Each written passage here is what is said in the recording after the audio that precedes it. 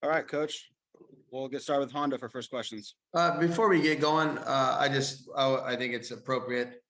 I just want to acknowledge that we lost a great one yesterday in Ray Guy, who is not only a Raider legend, but I think truly a unique talent in our game, the history of our game. So on behalf of our team, on our organization, I just want to express our condolences to his family and hope that they know that we're thinking about them at this difficult time. He's one of the truly great Raiders of all time, and we're going to miss him. Good morning, Josh. You talked about learning how to win, and I'm curious, this week down there in Florida, what do you think your team has learned? I think that anytime you look, there's a lot of us that have gone through ups and downs throughout our careers. And certainly, it's hard to play a perfect game or even a perfect stretch during the course of a season. And I think that, you go, and we certainly didn't have our best in any capacity on Sunday last week. And I think what we all learned is that we're, it's a resilient bunch of people, and I say people meaning everybody, the whole organization, determined to really come back and learn from the things that we didn't do well enough last week to try to improve our football team. And I think you see that in the meetings, you see that in the practice, you see that in the energy that they've brought to the practice field. I think they're determined to try to have a great week. And so far we've had a really productive time here in Sarasota. And I think our team is again, you learn from everything, win or lose. And I think that part of the process of getting better and trying to play your best at the end is going through some of these lumps and trying to become better for it.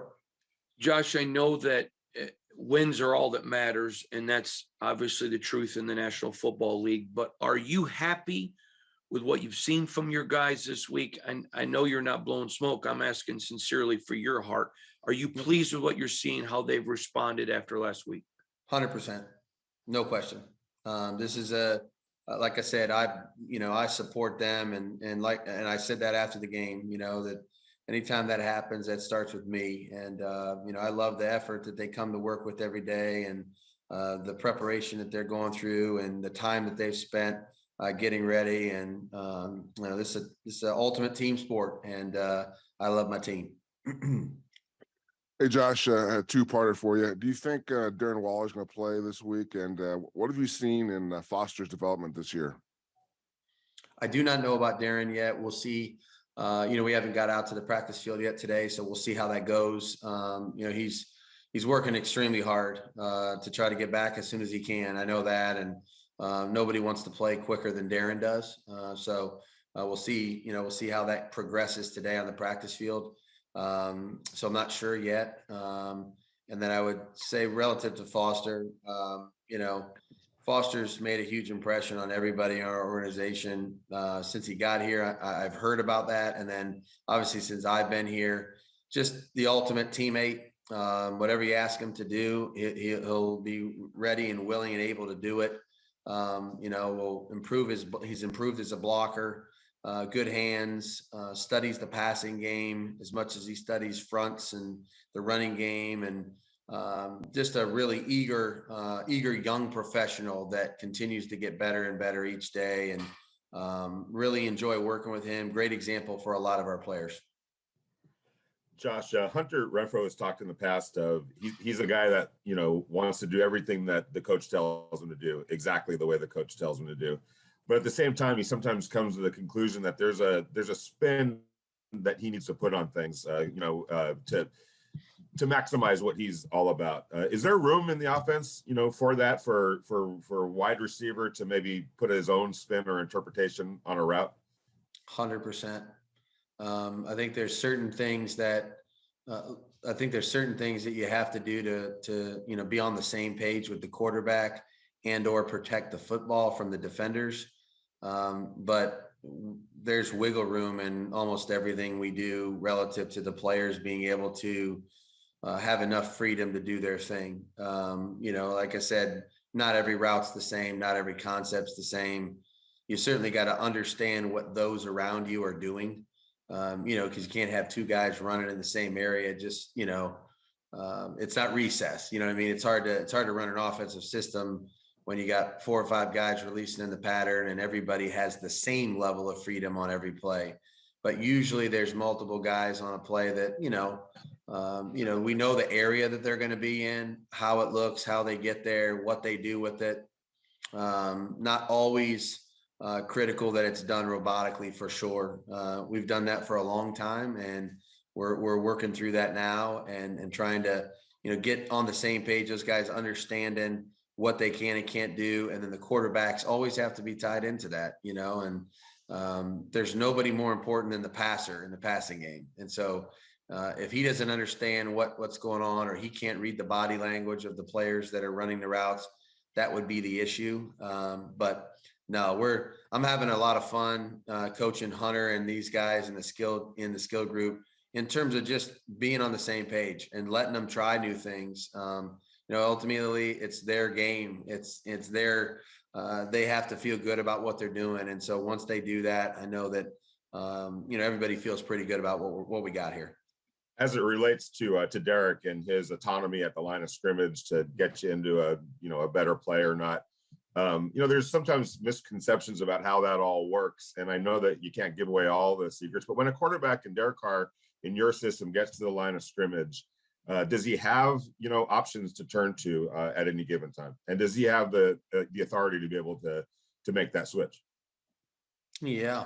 A lot of times, I don't want to give away state secrets here, but a lot of times, they think this is commonplace in the National Football League now. Quarterbacks will have more than 1 or 2 plays at the line of scrimmage because they called more than 1 play in the huddle. And we've certainly used that, and everybody knows we do that. And so, using one and if it's the right look, and then the second one, if it's a different look, and then potentially even something else, those are all things that we've been doing for a long time now here.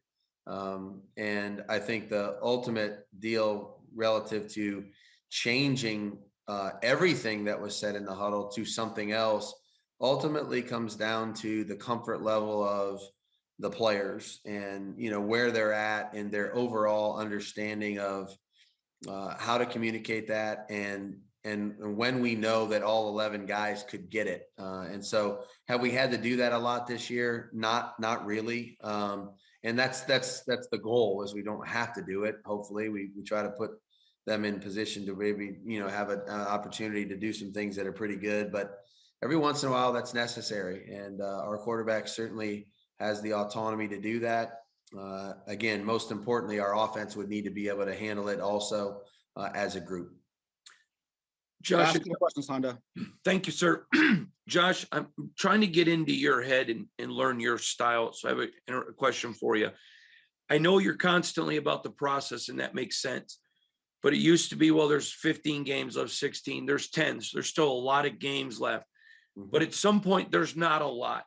As you go on, do you apply more pressure? Do you let them know, hey, guys, the timeline to win is shortening now? I'm just trying to learn how you coach.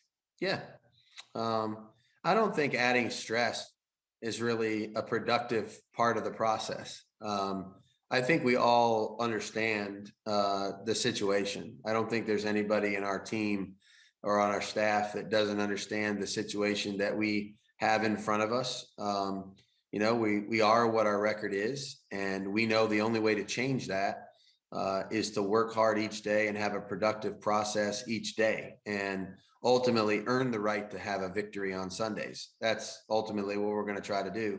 I don't think going in there and throwing chairs and screaming louder or clenching my fists harder or holding my breath and stomping my feet is really going to, add anything productive to our football team. And I think that like I said, over time, I think, giving them solutions, trying to put together a productive plan, coaching them at practice, encouraging them to do the things that they're doing well, better, continue to do those better, as we go forward, and then try to identify some areas where we can fix and tweak and try to improve our team. And so, again, I never have felt like going in there and raising the stress level, because that doesn't really apply to everybody. Some people might respond favorably to it, and there's others that might not. And so I think you really have to understand your football team.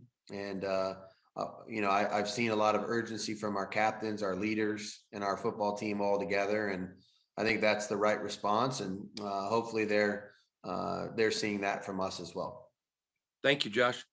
Mhm. All right, thank you, Coach. You got it. Thanks, guys. Thanks.